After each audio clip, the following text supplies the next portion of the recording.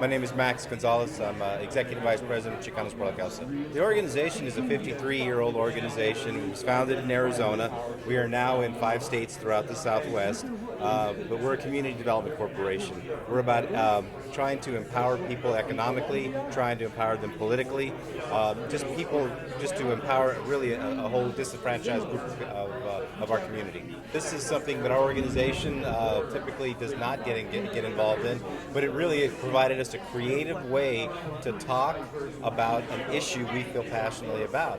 It created us a way to reach a whole different audience about an issue that we feel very passionate about, and that is the case of dreamers.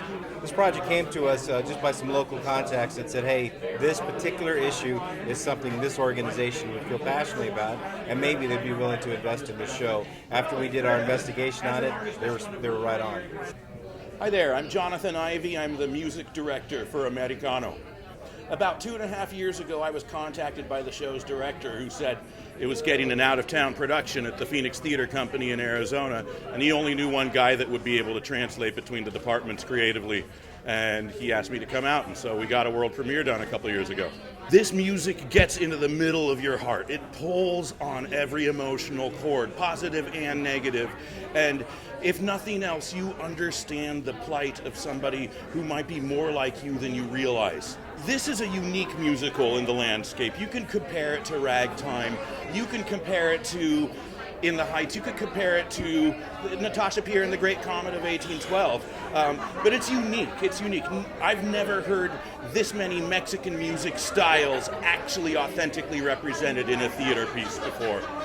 And I cannot wait to share it with a New York audience. Carrie Rodriguez is our composer. She's a Chicana folk songwriter based out of Austin, Texas, and she is an inspiration to this acting company especially, many of whom had their training to be such legitimate Broadway-style musical theater technique, and that works against every grain of the folklore and the oral traditions of how we've passed down these catalogs of beautiful, beautiful cultural music.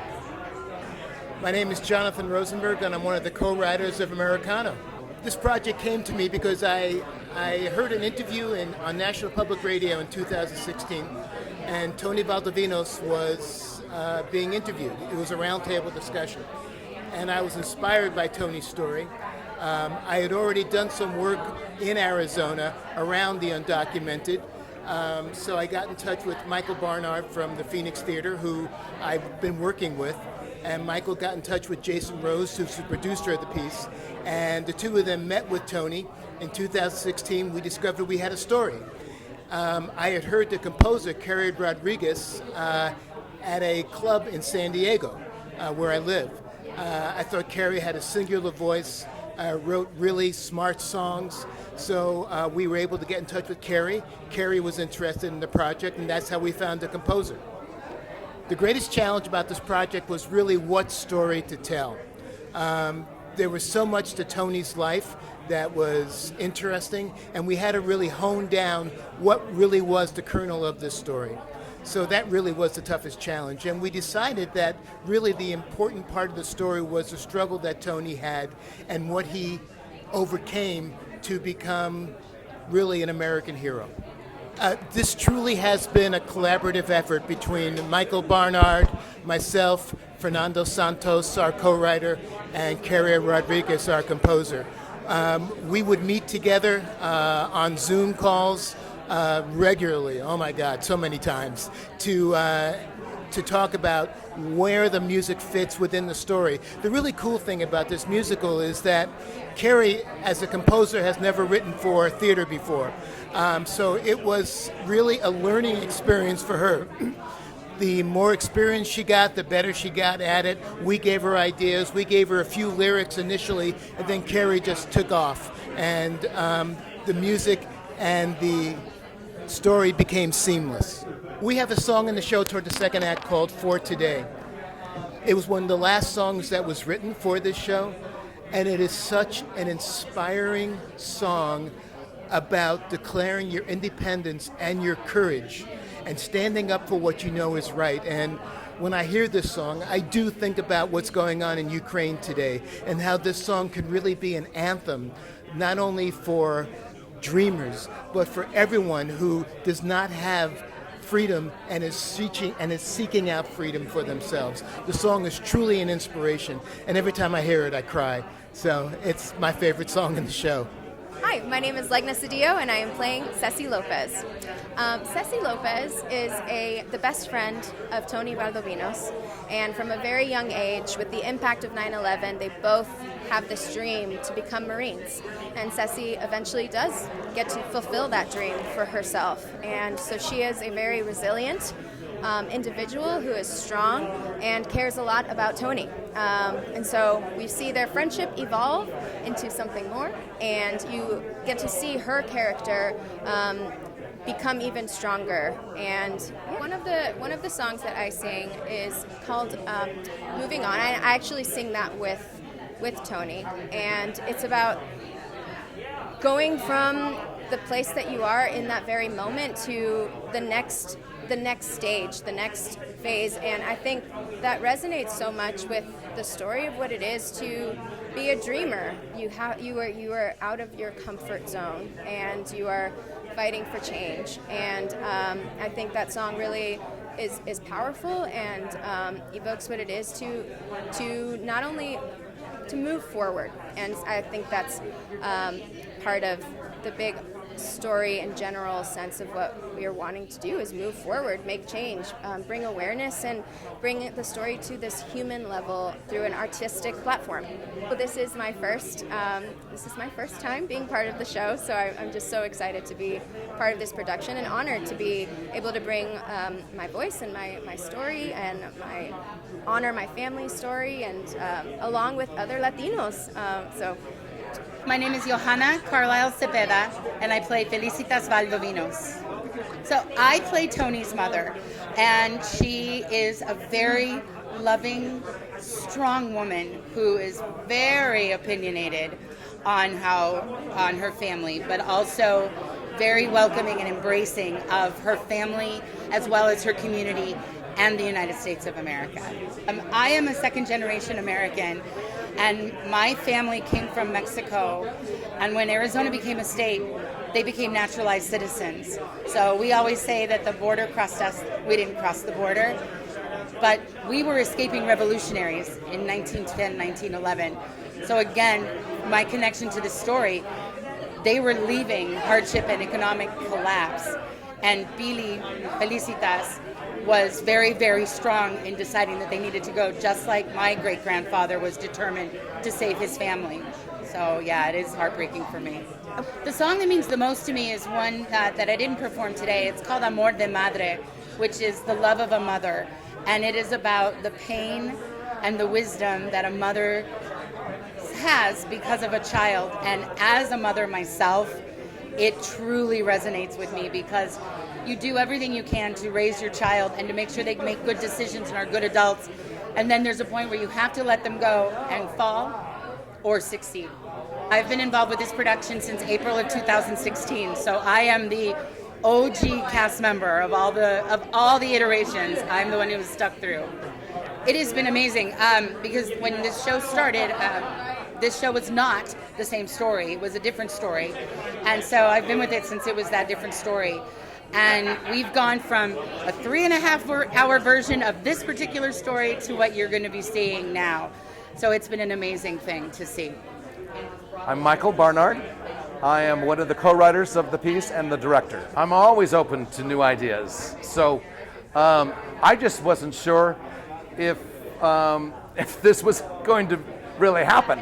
And like I said earlier in the presentation, we went down a road on a different story, a different show, and it just didn't seem right. But what came out of that was a desire to find something to write about that was really positive and provided a great positive energy. So we looked for a story about a dreamer. We couldn't think of a story about the border and immigration more positive than these amazing dreamers. So that's what we went looking for. I hope that other theaters across the country would be interested in telling this story. I would hope that that this show maybe inspires people to, I don't know, contact their congressman and say, isn't this time where we re-examine DACA, re-examine the Dreamer? What can be done in a positive way to bring these individuals into the citizenship of this country? Finding the right story was not the challenge.